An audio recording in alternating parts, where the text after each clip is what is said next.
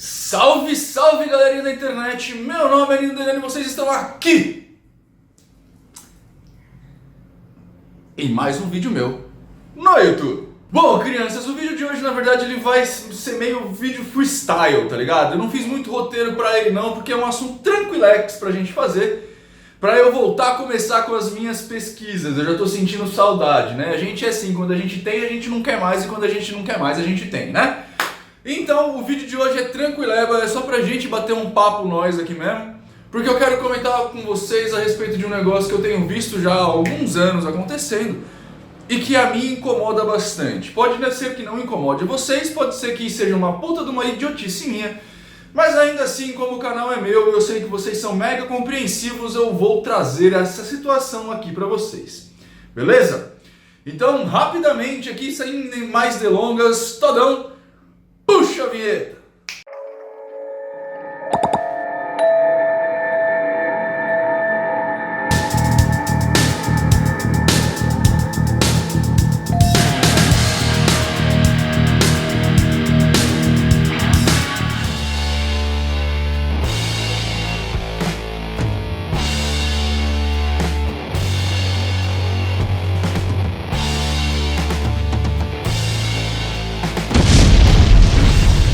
Bom, criançada, o vídeo de hoje ele não vai ter nem o pegue papel e caneta e anota, beleza? Porque eu realmente quero fazer um vídeo bem tranquilego, assim.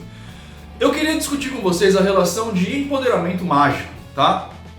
E eu vou abordar aqui talvez uma questão um pouco ampla a respeito desse empoderamento dentro da magia, mas é mais um vídeo para vocês pensarem a respeito e não para eu dar respostas desta vez, tá? Eu não tô aqui trazendo para vocês pesquisas históricas, dados bibliográficos, nem nada disso. Eu estou só montando com vocês uma questão para que vocês pensem a respeito e, sei lá, guardem nos seus corações ou divulguem essas coisas para seus amigos, porque eu acho que ela é muito importante. Olha só. Para aqueles que me seguem há um pouco mais de tempo, sabem e percebem no meu Facebook, nos diálogos, mesmo nas perguntas que eu faço para vocês, que sempre existe uma coisinha a mais ali, né? Eu sempre tento não dar respostas prontas pra ninguém.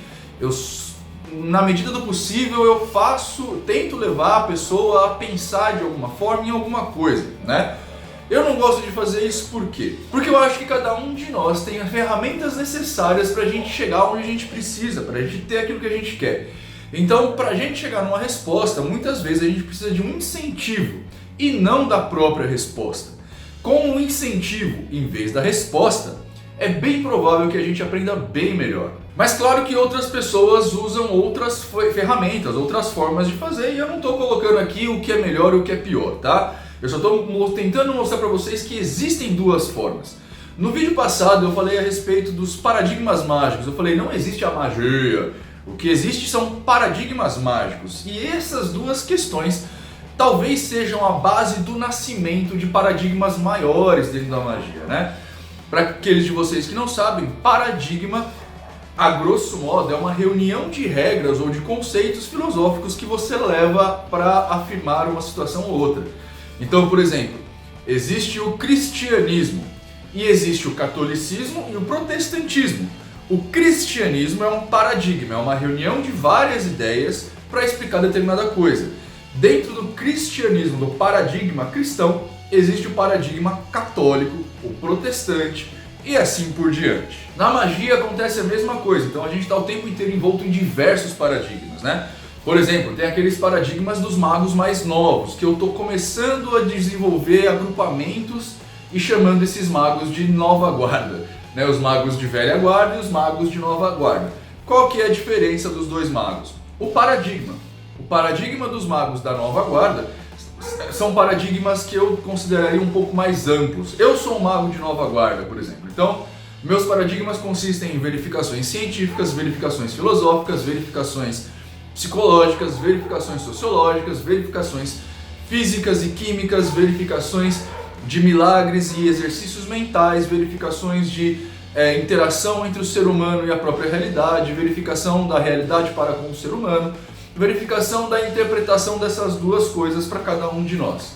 E qual que é o paradigma do mago da velha guarda? Geralmente o paradigma do mago da velha guarda é pegar um grimório que alguém escreveu e seguir aquilo lá de forma fiel. Então você tem os goéticos, que tomaram contato com o paradigma da Goétia, que é um livro, Clavícula de Salomão, e fazem daquilo sua verdade. Todo o estudo que o mago de velha guarda faz a partir do é para corroborar o Goétia de Salomão, e ele tende a não desclassificar ou desqualificar esse primeiro paradigma do livro de Salomão. Então tudo que ele vai tomar contato é para justificar isso daqui, foda-se se está errado ou não. Ele vai dar um jeitinho, usar alguma falácia para, tipo, alegação especial, alguma coisa assim, para se adequar àquilo. Eu não estou falando que um é melhor do que o outro, só estou falando que os dois são diferentes e têm abordagens diferentes, portanto, paradigmas diferentes. Dado essa construção, a gente pode observar também, ou pelo menos eu tenho observado, eu quero que vocês pensem a respeito, que o tratamento do seu consulente também segue dois paradigmas diferentes. E eu não sei se está correlacionado à questão da velha guarda e da nova guarda. A nova guarda usa o paradigma X e a velha guarda o paradigma Y. Não sei, tá? Eu tô começando a desmembrar esses pensamentos agora. Mas eu acho que existe a questão do empoderar ou do não empoderar. Eu acho que esses dois paradigmas são diferentes e você pode encontrar eles em 3 minutos de conversa que você tem com um mago que pretende te ajudar. Agora eu vou explicar para vocês, para mim, qual que é a diferença dessas duas coisas, tá? O empoderamento mágico que eu tô chamando aqui, vocês podem sugerir nomes novos para isso também, porque é uma tese, que eu tô inventando agora. Na verdade, eu tô percebendo e começando a sistematizá-la agora. O mago que empodera, o mago do empoderamento mágico, é aquele que quando a pessoa aparece e fala de um problema, ele até vai fazer seus paranauê mágicos, tá? Mas geralmente esse paranauê vai ter o objetivo de tornar a pessoa uma pessoa mais forte. Ele vai empoderar essa pessoa. Talvez num primeiro momento, dependendo da gravidade do pedido, este mago de empoderamento, ele até dá para essa pessoa alguma solução instantânea, né? Algum band-aid. Mas o tratamento a longo prazo, ou a conversa do mago logo no primeiro encontro, visa dar o poder para o consulente e não para o mago. Em contrapartida, o mago do não empoderamento, que eu preciso dar um nome melhor para isso, o mago do desempoderamento, o mago, não sei ainda, eu vou inventar alguma coisa, ele trabalha de uma forma inversa. Ele tira a força da pessoa, pegando essa força para si, no sentido de a pessoa vai aparecer com um problema e ele vai falar: eu soluciono isso para você. Nesse momento eu não estou falando que um é melhor que o outro, tá? Só estou falando como elas agem de forma diferente, inclusive na consciência da pessoa. O mago do empoderamento vai tornar o seu consulente mais forte. O mago do desempoderamento vai pegar o problema dessa pessoa para ele solucionar, fazendo essa pessoa não precisar pensar nesse problema, dando para ela uma solução fácil, logo deixando-a mais fraca. É claro que você pode falar para mim: mas Nino, não tem vezes que o problema é tão intenso, tão profundo, que não dá para você fazer um trabalho para a pessoa resolver o próprio problema? E eu vou responder: claro que tem. E foi o que eu citei quando eu comecei a falar do mago do empoderamento. Você dá o band-aid, você dá o peixe e ensina a pescar. Na maioria dos casos você vai só ensinar a pescar. Mas em alguns casos, exceções, você tem que dar primeiro o peixe para a pessoa comer, saciar a fome, porque de barriga vazia ninguém aprende nada. Então você dá o peixe, a pessoa come, sacia a fome, e aí você ensina a pescar e fala: a partir de agora é você com você mesmo. No caso do mago do desempoderamento, ele vai dar o peixe, a pessoa vai vir uma segunda vez, ele vai cobrar por um peixe novo e não ensinar essa pessoa a pescar. Novamente, não estou falando que um é melhor do que o outro. Estou falando que são situações diferentes e às vezes o mago do empoderamento, ele precisa tratar pessoas com empoderamento e outras com o desempoderamento. Sim, porque ao contrário do que você pode imaginar, nem todo mundo está preparado para ser empoderado, tá? Eu sei que teve uma discussão bem bacana com os meninos da Ordem, da Ordem do Grande Oriente Místico, lá no Ogoncast, eu vou deixar o link aqui embaixo para vocês, a respeito do empoderamento, e eu concordo em gênero e número e grau com eles, tá? Entretanto, eu acho que não é todo mundo que está preparado para ser empoderado. A gente está falando de um mundo que é muito dispar. Algumas pessoas não estão preparadas para ter liberdade, algumas pessoas não saberiam utilizar a responsabilidade, Algumas pessoas não estão preparadas para ter poder sobre si mesmo. Elas precisam de um guia, precisam de um pastor. E a função do bom mago, que eu considero um bom mago, é você identificar quem é quem e trabalhar de acordo com aquilo. Claro que o melhor, diria eu, seria o mago do desempoderamento em algum momento trocar de estratégia ou levar o seu consulente a entender que o desempoderamento acabou e agora é você com você mesmo. Mas aqui entra uma questão de ego ou de talvez de vaidade que é um pouco complicado a gente brincar. Porque quando você trata a pessoa desempoderando-a, você também a fideliza como cliente. E aí você, para empoderá-la, perde o cliente. E como é que você vai tratar essa situação? Principalmente se você tem nessa forma de interação mágica seu sustento. Pois é, o dinheiro sempre perverte as coisas, né? Na verdade, o dinheiro tem um poder gigante de perversão. Não é sempre, logicamente tem as suas exceções, mas o poder ele causa realmente algumas questões difíceis de você controlar. É por isso que, por exemplo, eu evito fazer tratamentos pagos. Eu prefiro, dependendo do caso, não atender a pessoa, tá? Mas quando a pessoa, eu vejo que a pessoa precisa realmente do atendimento e ela me oferece dinheiro, eu recuso. Porque, por mais dificuldade que eu tenho aqui, eu não quero perverter o meu pensamento a partir daí, tá? Porque eu sei que dinheiro corrompe, poder corrompe, então a gente sempre tem que ter uma pessoa puxando a nossa orelha, né? No caso, por exemplo, da Algon, às vezes o Carlos me puxa a orelha para algumas coisas, às vezes o Rômulo me puxa a orelha para algumas coisas, às vezes a Ana me puxa a orelha para algumas coisas. A gente tem um monte de freios para que isso não aconteça. No caso da Casa da Vó Maria Rosa, por exemplo, a gente trabalha em grupo, justamente para quê? Para um observar a ação do outro e puxar a orelha desse outro quando esse outro começa a se perverter de alguma forma. A gente tem uma balança muito tênue entre fazer o dinheiro entrar para, sei lá, uma benfeitoria e fazer o dinheiro entrar para se manter. E essa balança eu não quero discutir nesse vídeo hoje. O fato é que, no meu caso, eu prefiro me manter idôneo com essa relação. Talvez lá para frente eu mude? Talvez lá para frente eu mude. Eu não estou falando que essa cláusula é pétrea no meu relacionamento com os consulentes. Eu estou falando que, por enquanto, é assim que eu acho. Claro que também é assim, né? Quando a gente começa a trabalhar com a questão do empoderamento das pessoas, e esse empoderamento acontece de diversas formas, tá? Eu, geralmente, quando alguém me procura no Facebook, por exemplo, eu tento demonstrar para essa pessoa aonde ela está errando no seu próprio pensamento, sem que eu fale aqui está errado. Eu vou tentando dar uma volta no discurso da pessoa para ela perceber onde está errando. Porque a partir daí ela consegue se arrumar. E conseguindo se arrumar, ela consegue dar um passo adiante. Que é muito diferente do que se eu resolvesse o problema para ela, né? Provavelmente ela teria esse problema mais à frente novamente. Porque todos nós temos que aprender as lições, não tem outra forma. Mas eu entendo que aqui tem um perigo. Como eu disse há pouco, nem todo mundo está preparado para a independência, nem todo mundo está preparado para ser empoderado.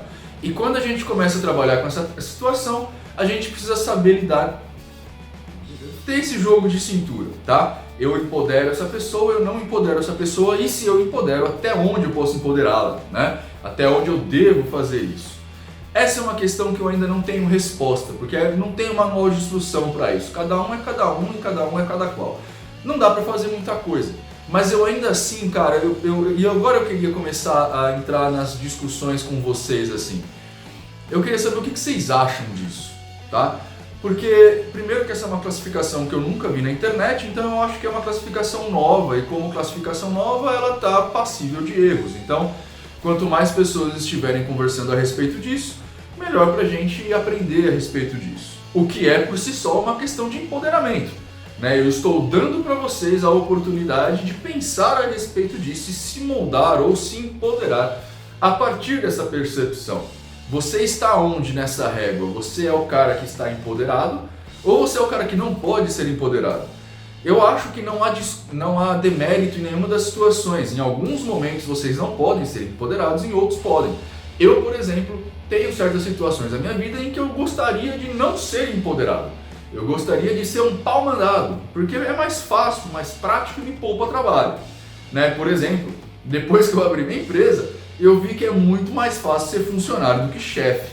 Eu hoje em dia, Se eu conseguisse um lugar que me paga o que a Bedart me paga, talvez eu parasse de trabalhar com a Bedart e voltasse para ser um funcionário, porque é muito mais fácil e eu posso pensar em outras coisas enquanto está acontecendo. Por outro lado, quando eu vou tomar um passe com um guia, por exemplo, que é uma coisa raríssima de acontecer e acontece exatamente pelo motivo que eu vou falar agora, eu prefiro ser empoderado. Então eu prefiro que o guia olhe na minha cara e fale: você tem capacidade de fazer aquilo que você quer.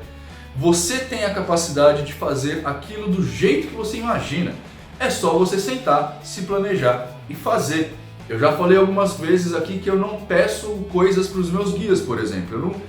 Eu acho que nunca na vida, deve uma ou outra vez talvez, eu tenha recorrido ao Exu para resolver algum problema, para me ajudar com alguma situação. E não é porque eu sou orgulhoso, é porque eu acho que eu tenho que resolver, eu tenho que aprender essas lições, eu tenho que passar por isso. Eu vou quebrar a cara algumas vezes, mas se eu não quebrar eu não aprendo. E aqui a gente começa a entrar em questões também de preguiça, mas eu acho que pro vídeo de hoje tá bom. Bom, crianças, foi um vídeo muito rápido, né? Eu acho que talvez tenha ficado um pouco confuso, mas o grande mote do vídeo é que eu compreendi e tenho percebido que existem dois tipos de magistas. Os magistas que empoderam e os magistas que desempoderam. Então as minhas questões para vocês é um vídeo catarse, na verdade. O que eu quero de vocês? Que vocês me ajudem com essa percepção. Vamos aglutinar pensamentos para chegar numa conclusão mais legal. Vocês acham que tem magos que trabalham com empoderamento e magos com desempoderamento? Vocês acham que isso é uma postura bacana, tanto o empoderamento quanto o desempoderamento? Quais são os prós e contras? Assim como eu, vocês acham que há momentos que temos que trabalhar com empoderamento e há momentos que é melhor não?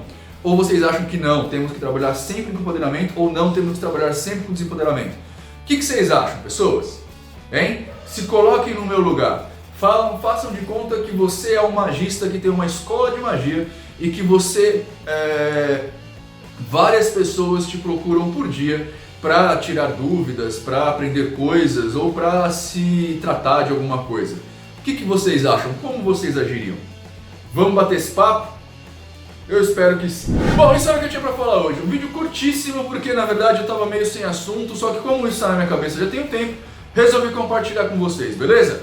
Coloquem seus comentários aqui embaixo pra ver o que vocês acham, pra eu também aprender com vocês. E tchau!